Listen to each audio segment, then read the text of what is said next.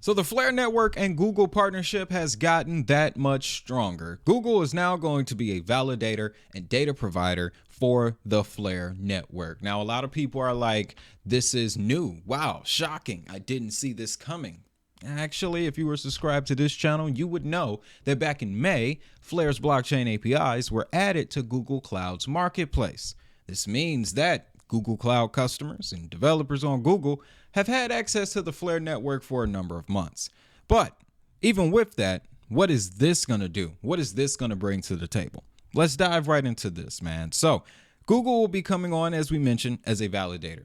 And this is going to allow them to contribute to FLR's FTSO protocol or the FLR time series oracle. And if you're new to the FLR party, I'm going to explain to you what that means. Simply, every application in this crypto space, and I'm talking about from NFT marketplaces, DeFi exchanges to crypto exchanges, they all make use of oracles. The best ones do. All right. And the reason they do is that Oracle software allows you to keep your price activity, your price information and network activity accurate. All those numbers that you see when you go into a decentralized application or a crypto exchange, they're 9 times out of 10 coming from an oracle, and it's probably Chainlink's oracle. So that's the funny thing about FLR, and why I started to cover it, guys, is because when I got into the space, the king of that particular niche in the market was Chainlink, but it rallied from $1 to $25. Yeah, there was no way for me to get in. However, when I bumped into FLR, started reading through the white paper and understood that that's essentially what FLR is doing now, and they're bringing smart contracts, that's another opportunity. All right. And we're still under a penny, and it's going to be needed because Chainlink's not going to be able to do it all by themselves, especially now that they're working with giants like Swift and other financial institutions. FLR, I feel like, is going to fill a space in the market for companies that are not as large, but are looking to be. All right. I have found an interview too. A great interview. Tony Edwards, Thinking Crypto podcast. He interviewed the CEO, founder of FLR, Hugo Fillion. We're going to touch on that in a second, but he's going to talk about the Google relationship in a bit more detail, and he's going to talk about some upgrades to the FTSO. But let's finish this out, guys, because Google won't be the only one. They have plans to add up to 100 organizations that will be both validators and data providers. And something else that I discovered while I was just digging around, guys, is that now the Bifrost wallet, they have enabled staking for the FLR network, and Google will be one of the validators. Now, the Bifrost thing could have been around for a minute. I just bumped into it myself. I will be exploring it more because in the interview, they also talked about FLR staking and the improvements that are coming to that. Listen, I'll tell you, as someone who has been in this space going on a half a decade now, the best way to make money long term is staking. If you want to get a position in this market and avoid all of that extra nonsense, the ups, the downs, the volatility, find you an asset with a very strong staking ecosystem and you're pretty much safe. You want to know how I know that? Because if you take a look at the top 100 coins in CoinMarketCap, 80% of them have very strong staking ecosystems. That's how they ascended, and that's how they stay in that position. So the only time will tell. Things got to unfold, guys. But again, we got Google will be the first of 100 organizations, and the organizations that come, that's going to be very interesting too. And I would assume that depending on the frequency of the announcements and who they are, that would contribute to some price action, because as of right now, the rest of the market, at least this morning, was in the red, but FLR was still up 10%. So seems that it reacts positively to announcements like these. Let's just see what happens in the next couple of months. Now, I want to jump to the interview because he's going to break down the relationship between FLR and Google and how things got started. And then they're also going to explain a bit more about what they're going to do now that they're part of the network full time.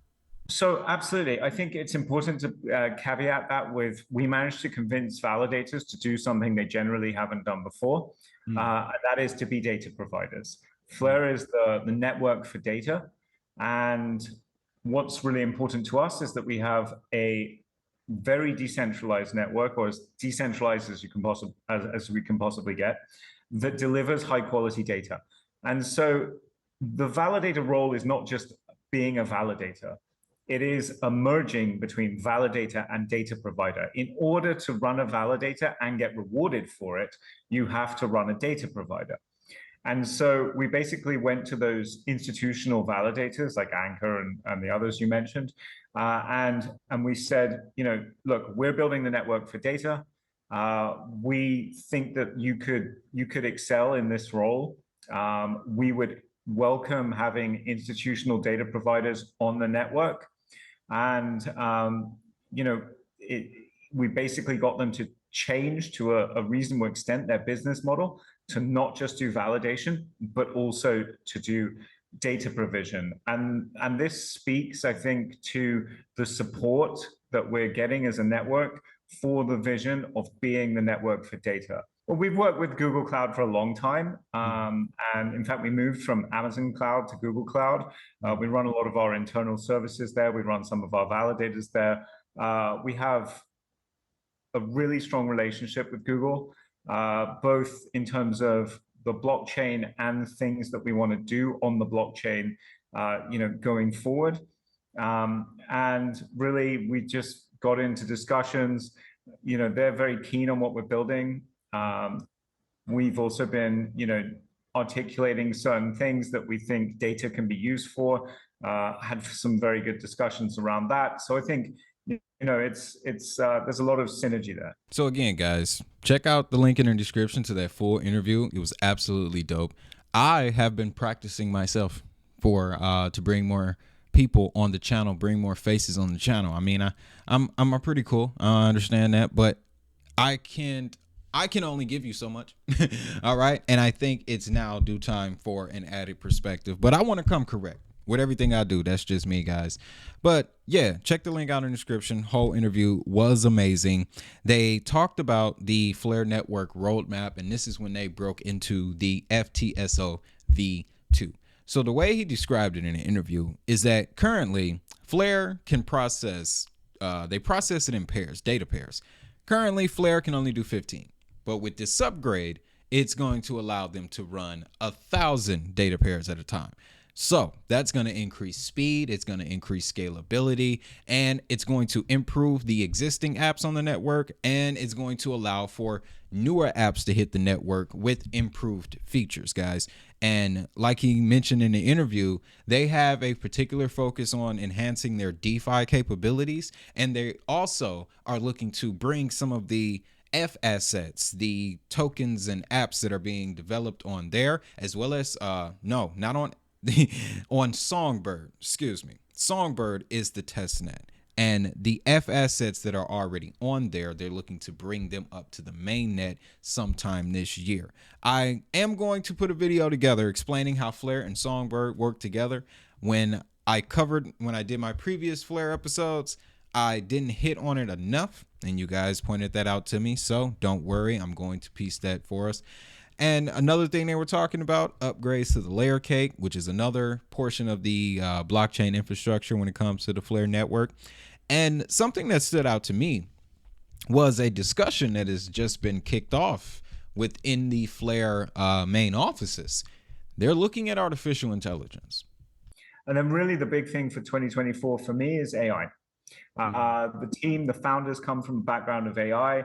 Our chief scientist, Dr. Nairi Usha, has a background in quantum computing and in quantum AI. The team has been working very, very hard on an AI strategy, obviously being the network for data. Having built this network of essentially collaborative data providers, we're looking at how to extend that into AI. And we think there's some very interesting opportunities. In fact, if you want to just kind of take a step back, the FTSO itself can be thought of as an AI model. Every data provider in the FTSO is probably running some kind of machine learning model. And then essentially the FTSO is an amalgamation of those machine learning models. Technically, close to being something that in machine learning called an ensemble model. So, the existing FTSO gives you a really good idea about how we can do collaborative machine learning or AI on the blockchain. The question is, what else does that apply to? And we've got some really good ideas, and we'll be rolling out our AI strategy, later this year, which, to be honest with you, I'm very excited by. Pretty interesting details when it comes to FLR, guys. Google relationship. This is just the beginning. They're now starting to build out an enterprise infrastructure similar to Hedera. So, speaking of, that token Hedera has been doing a lot. But this is not a Hedera episode. We're talking about FLR. FLR Network is here. Ladies and gentlemen, Google Cloud Marketplace, Google Cloud Validation, data provider. Again, you got to look at it like this. With Google being your data provider, well, you got access to all the data in the world. They chose FLR. They don't pick that many chains, but they chose FLR. So, but that's the news, ladies and gentlemen. Let me know what you think down in the comments. As always, you know what I want you to do. Have a great day. Have a prosperous day. And if you're looking to get some crypto, I'm using Uphold right now. Links to that will be in the description. And yes, the join button is back. Memberships are back open, but we're doing it a bit differently this time. All right. The memberships are strictly to show your support for the channel. And then there's a secondary tier that allows a bit more of an investment. All right. And there will be more details shared as, depending on which tier you pick. If you pick that other tier, you'll end up getting direct contact with me, and we'll go from there to talk about how you can contribute to the growth of DHN crypto. That's what we're on in 2024, guys. I said that I wanted to change the way crypto content was consumed, and I'm being told from my higher power that I need to form the biggest committee in the world. So here we are. With that, if that money is digital, so is the hustle.